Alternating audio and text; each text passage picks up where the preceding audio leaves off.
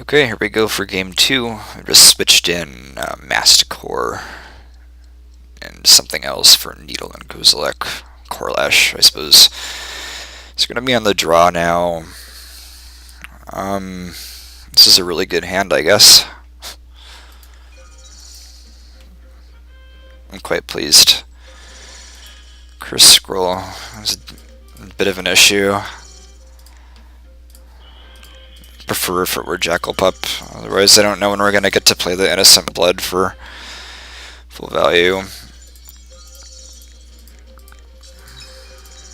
want to play the Gloom Surgeon now. Probably should play Blood, though.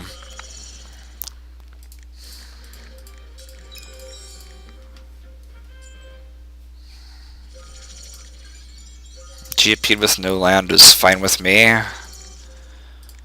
So now I get to, this actually worked out really well, to play Gloom Surgeon, hopefully hit Koth here. Okay, so just gonna kill it, unless he draws a land. He doesn't always have to draw a land. We're in great shape here. Stormblood Berserker gives a damn. Bring it on.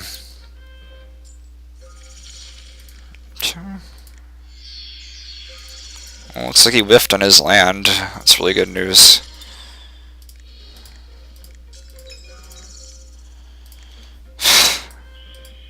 Oh boy. Admittedly not the worst draw in the world. Yeah. What's he gonna do now? The Shrine. Oh man. Who cares? Who cares?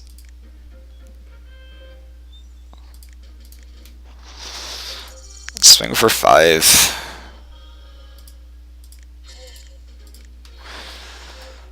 I just so I see no reason not to just play this as a 4-3.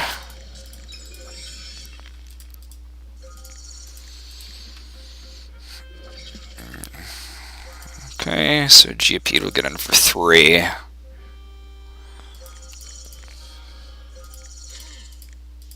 Whoop-de-doo.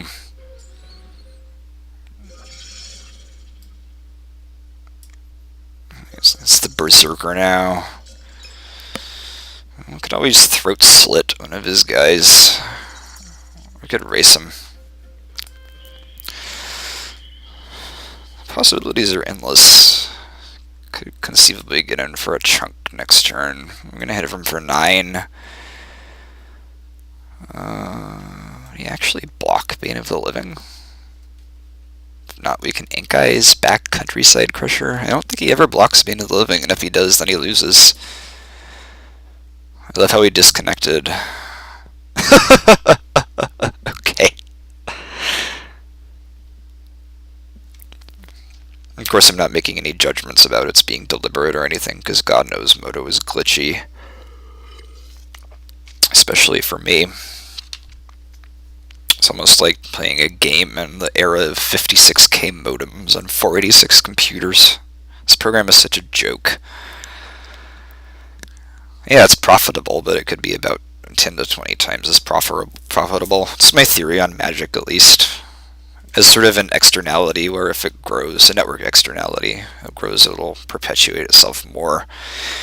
In the same way that if you have a bunch of chips in a poker tournament, then the chips tend to gravitate towards you. Yeah, force of gravity. So how's that for some interdisciplinary onanism?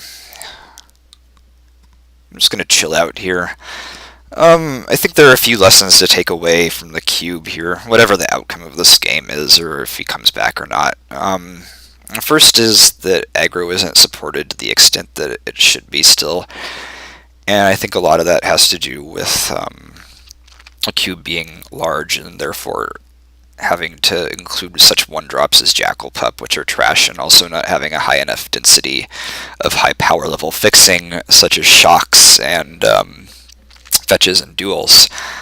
The other point I wanted to get across is that Phyrexian Arena is overpowered, and really in conclusion, there are way too many cards in this cube that just straight up hose a lot of other decks. We were very fortunate not to run into something like Mirren Crusader or even Knight of Glory. Just stare at it and lose the game. Those are main deckable cards. Paladin and Vec is an especially artless inclusion because not only does it hose 2 colors, but it's also a bad card. Volshock Refugee may be the most blatant. Something like Great Sable Stag and Mirren Crusader is depressing. Those kind of hosing mechanics are made to balance constructed instead of ruin cube games, in my opinion.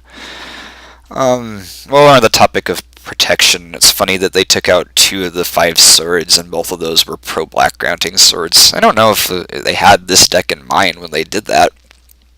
Who knows, maybe they did. Neither of those swords seems particularly oppressive, too, in this environment. Feast and Famine being much more of a constructed card, and, well, Light and Shadow is obviously very strong. Something like Body and Mind, though, if it hits you twice, you're usually just dead. Seems kind of on the order of Jace Memory Adept, which was way too strong to include in a cube.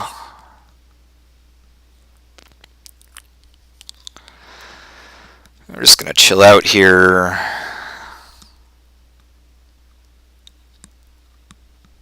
Yep, just lost connection to the game. Nobody would ever do this to LSV, it would be dishonorable, but to me, first of all, I am terrible and stupid, and I don't mean anything, and second of all, who knows that I'm recording right now. This is going to be a historic embarrassment for this guy. He's the first to be mortified in such a way. Not that I particularly like to call out people on bad Modo behavior, because, first of all, maybe he's just glitched, and second of all, I can be a tool sometimes too. Not in any regular sense, but I guess just usually when I want to beat some parties whose self-esteem is staked on this silly game. Right. Alright, he's back. Just in time. In we go. No, okay. He does not block Bane of the Living.